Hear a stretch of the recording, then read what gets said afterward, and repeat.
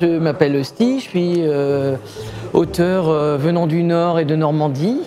Je fais de la BD maintenant depuis une grosse quinzaine d'années. Et je travaille notamment pour le journal Spirou, pour le journal de Mickey, où je fais des illustrations. Et je suis aussi scénariste et dessinateur de BD à côté de ça. Les séries les plus connues sur lesquelles je travaille, c'est Les Profs. J'ai rejoint l'équipe il y a maintenant 6 ans. J'ai fait 6-7 albums.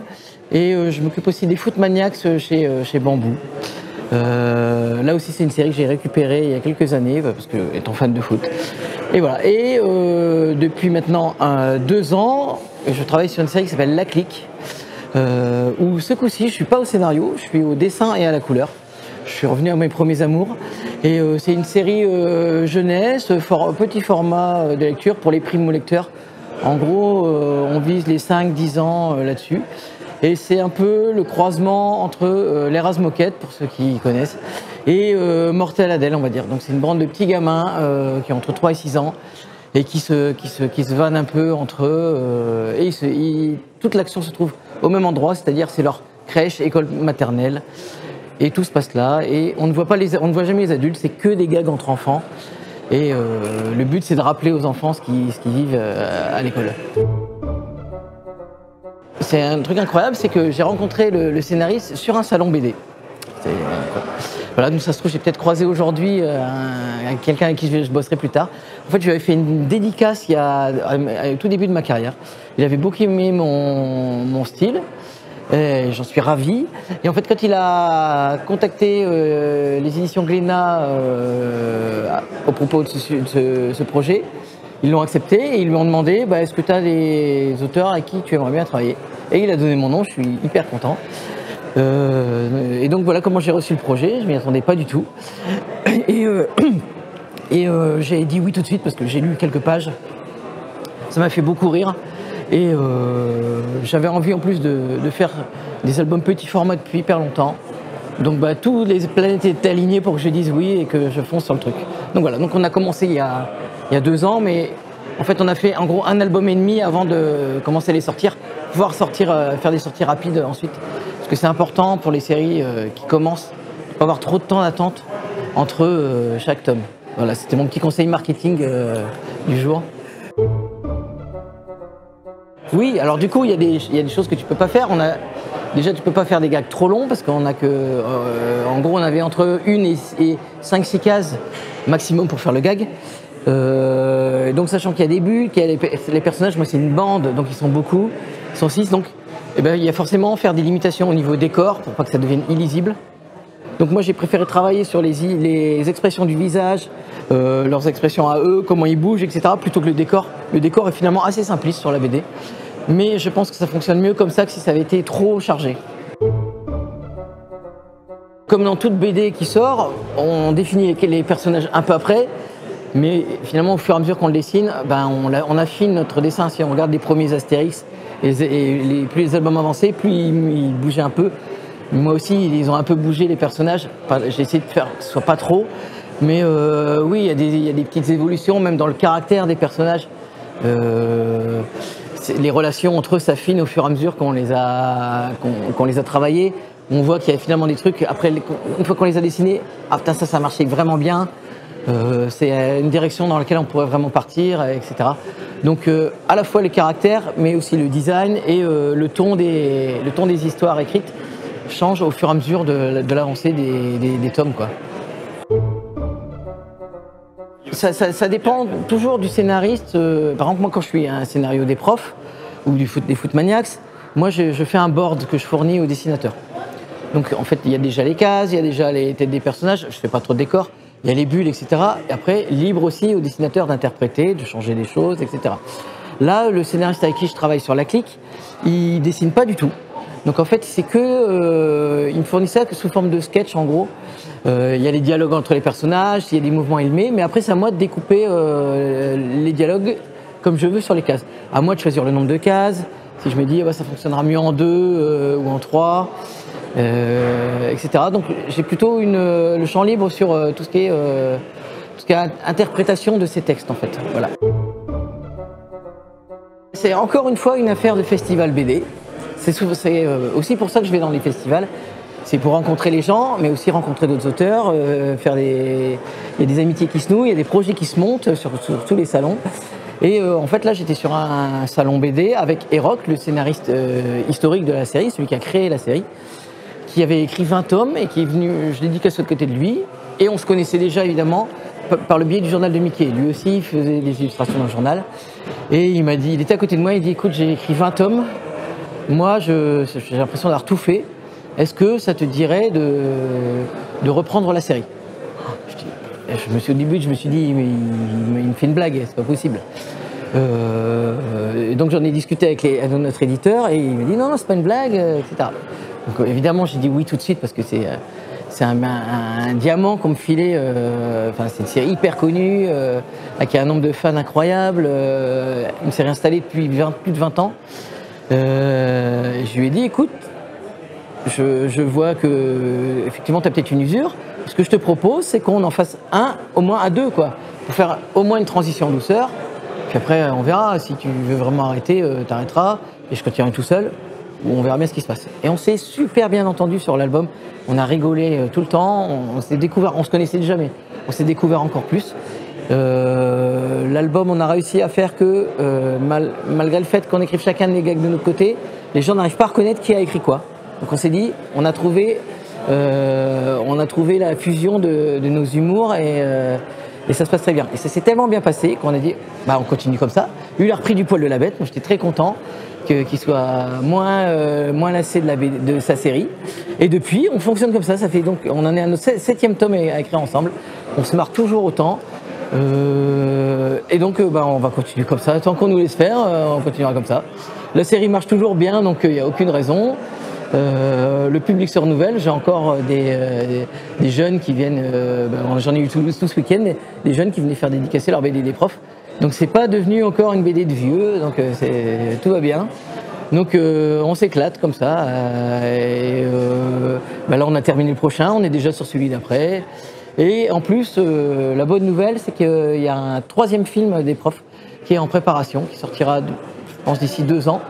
Donc ça aussi, ça remotive les troupes. Nous, on est super contents.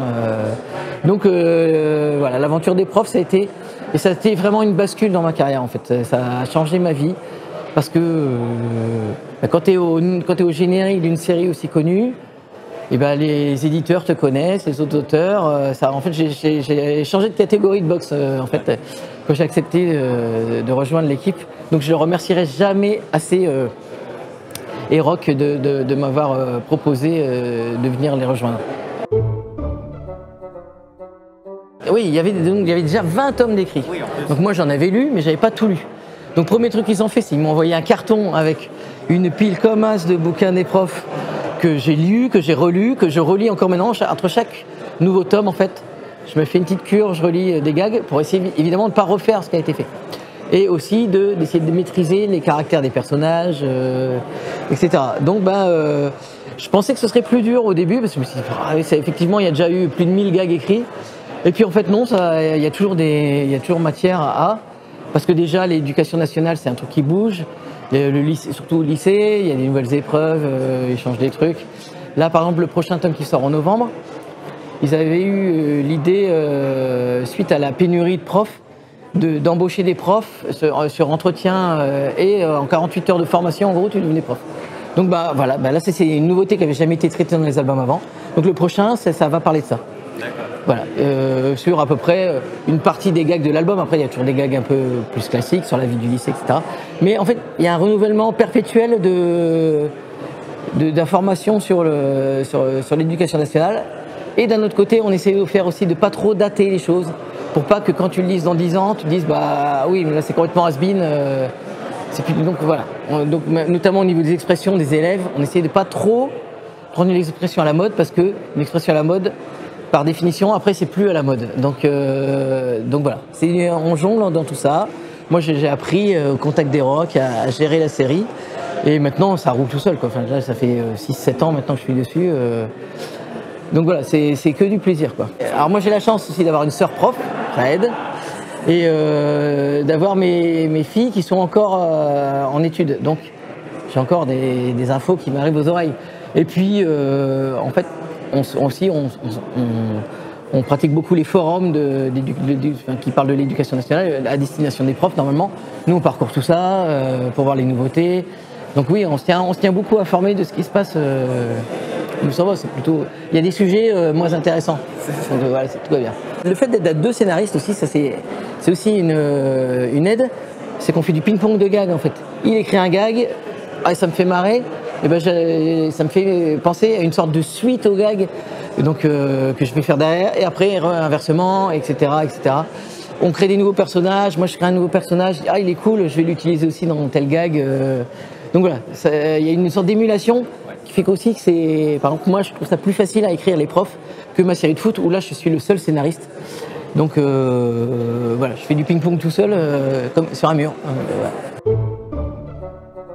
Alors là, j'ai de la chance en fait que le dessinateur, Olivier Sève, il dessine la série depuis maintenant il en est à 15 ou 16 tomes. Donc lui déjà il a tout un passif sur la série, il a connu plusieurs scénaristes, donc voilà, il a pu me briefer. Donc moi j'ai discuté avec lui avant sur quelles étaient ses attentes, qu'est-ce que moi j'imaginais pour la suite de la série, parce que j'ai repris la série au tome 17, donc il y avait déjà 16 tomes qui avaient été écrits. Et moi je voulais réorienter ça un peu plus jeunesse. Voilà, la série à la base elle a été créée presque plus pour les adultes. Ça parlait beaucoup des supporters, etc. Et un petit peu à la fois ça a basculé sur l'équipe. Et moi j'ai voulu vraiment recentrer sur l'équipe.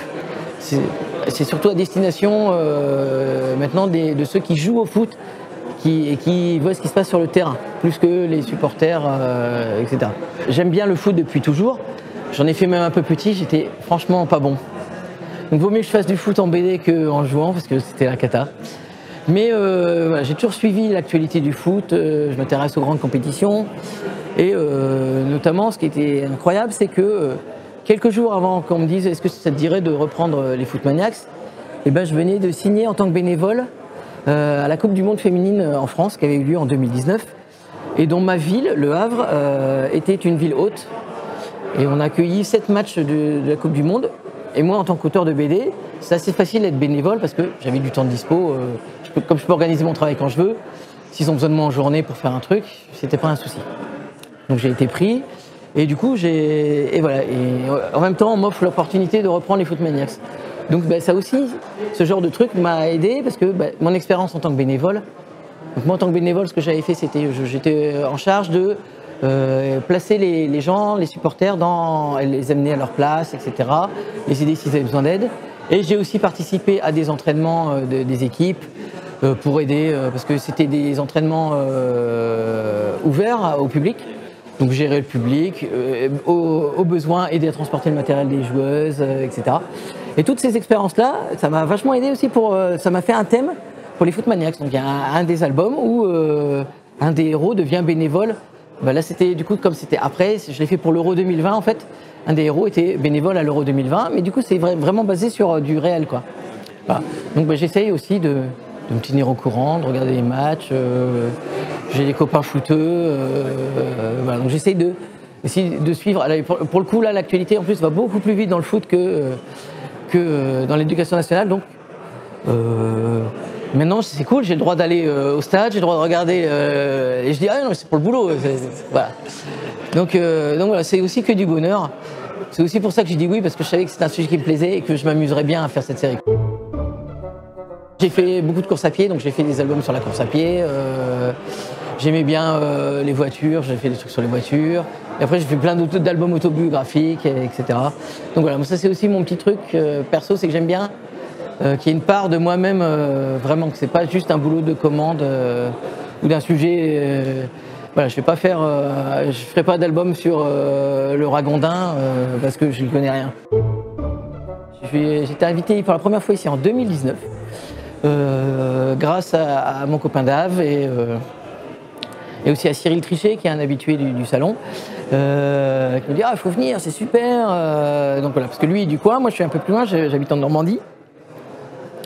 Et je suis venu ici, je suis tombé amoureux de ce salon, du coin là, du centre historique de Rochefort, l'Arsenal, etc.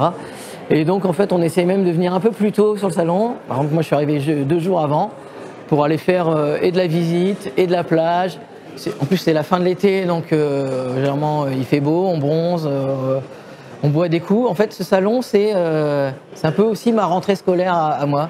C'est le dernier moment de vacances avant le retour à l'ordinaire. Donc c'est toujours une joie incroyable de venir. Et moi, à chaque fois ce soir, je sais que je serai déjà allé dire, ah, il faudrait qu'il me réinvite l'année prochaine, il faudrait qu'il me réinvite. Parce que c'est mon salon maison maintenant, en fait. Voilà.